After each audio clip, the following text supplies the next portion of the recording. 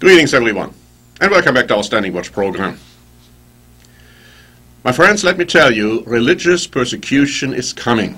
The Bible makes this very clear. It's clearly prophesied in the pages of your Bible.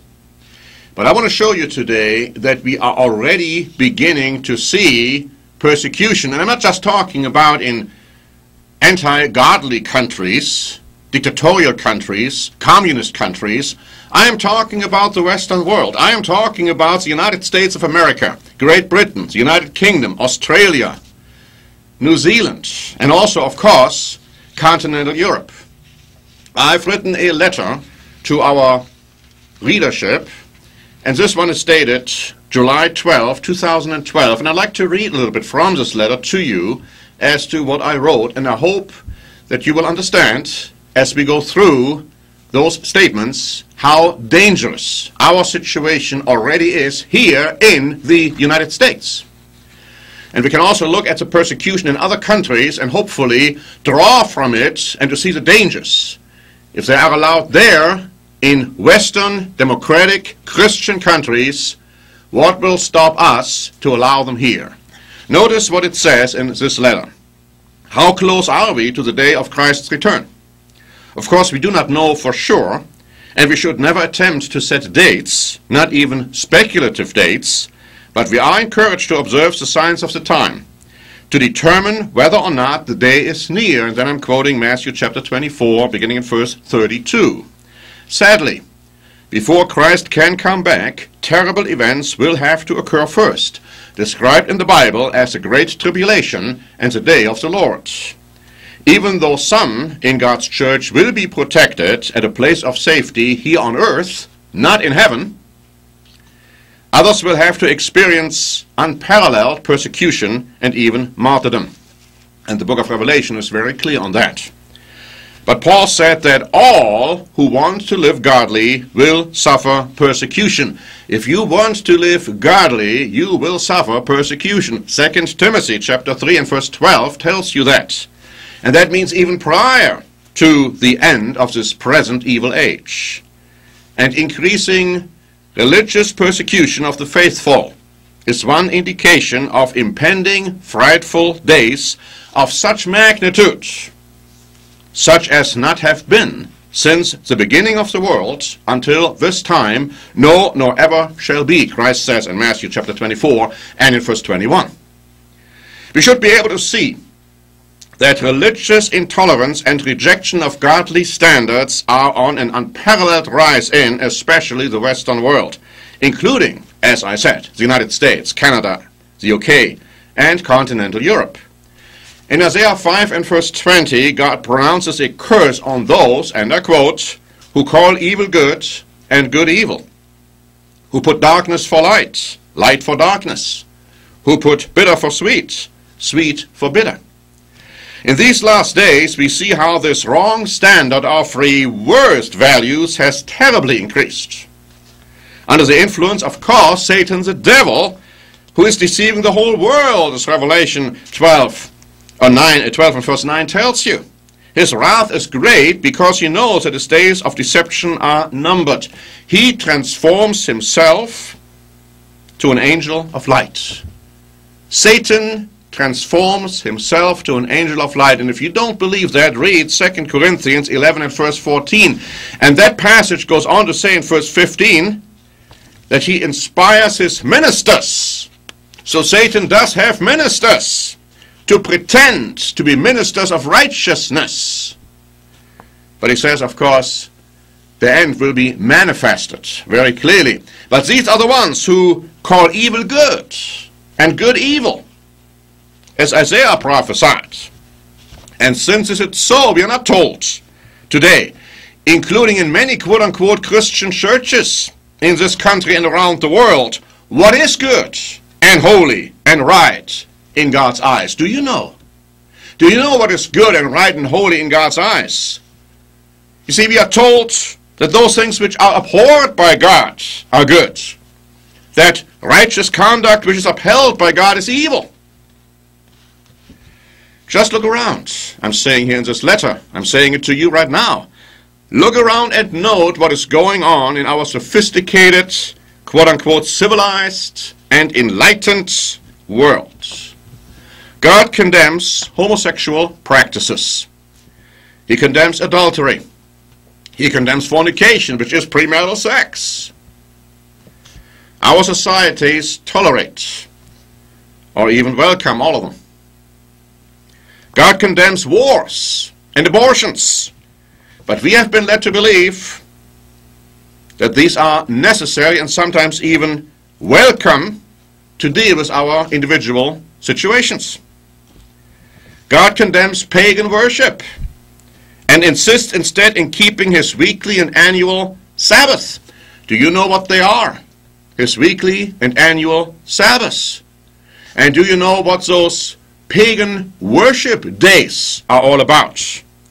You see, Satan has deceived nominal Christianity even to abolish God's holy days and replace them with holidays, which are derived from paganism. Do you know which these are? God tells us, my friends, that it is wrong to ever physically abuse a child. You should never do that. You should never abuse your child physically, let alone sexually. But the Bible also tells us that on rare occasions it is right to spank our little children in a balanced and loving way. If you don't believe that, look at the book of Proverbs, for example. However, man in his sophisticated, God-defying wisdom, and you can read about that one in 1 Corinthians chapter 1 and verse 20, he has determined that even light spanking is always wrong and must be rejected.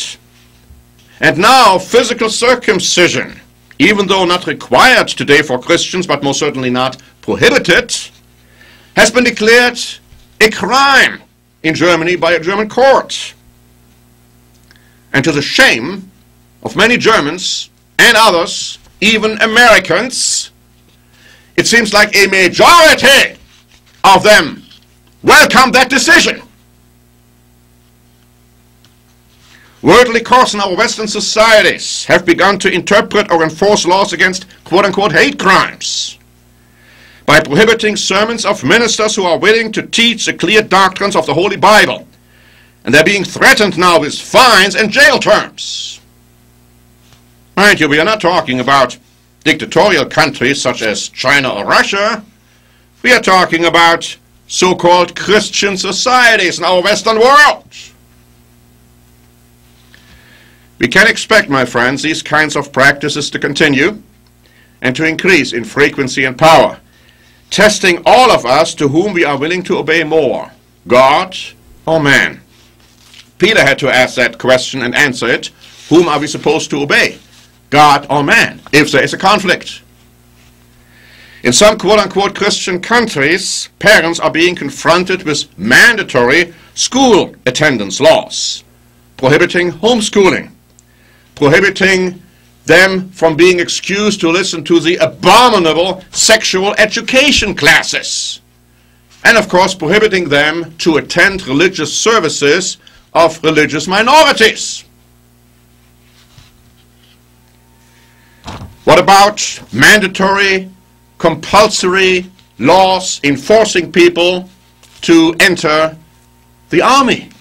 What if those have conscientious objections against fighting in war? There are countries which don't allow conscientious objection. Western, civilized, quote-unquote Christian countries I am talking about. What will those people do? Will they obey God or man? Some countries require, I go on to say in this letter, of their citizens to vote in governmental elections, required to vote or to serve on a jury. Now there are some who are objecting to these kind of things. What are they going to do? Are they going to obey God, following their own conscience, based on their sincere religious beliefs, or are they going to buckle and follow the dictates of man? Many face difficulties on their jobs, as employers will try to persuade their employees who, for instance, believe in the sanctity of the weekly Sabbath. They are being required to do some work, some little work. But of course the problem is, once you give in a little, then of course it's going to be a lot more difficult next time to uphold your religious conviction. So the pressure is there. The pressure is continuing. The fact is, we are not living in a godly world, my friends. No country, and I repeat, no country is governed in a godly and righteous way. We have all rejected God and turned our backs on Him. And Romans chapter 3, beginning at verse 9, tells us that. We are all under Satan's influence.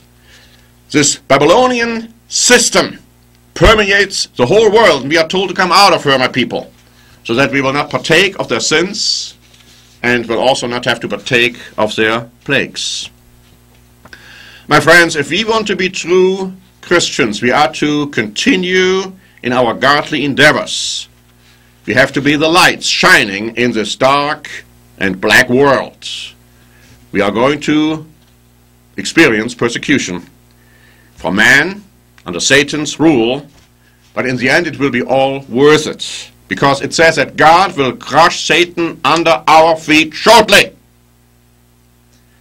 And we will assist Christ in ruling this world righteously and godly, applying God's uncompromising and unalterable standards, defining what's holy and right, what's wrong, what's clean, what's unclean, what's good and what's evil. Ezekiel chapter 44 tells you that. So let's make sure that we don't become indifferent today towards our individual and collective responsibilities, because we will soon reap everlasting life if we don't lose heart. Galatians chapter 6, verses 8 and 9. Thanks very much for listening. This is Norbert Link for the Standing Watch program.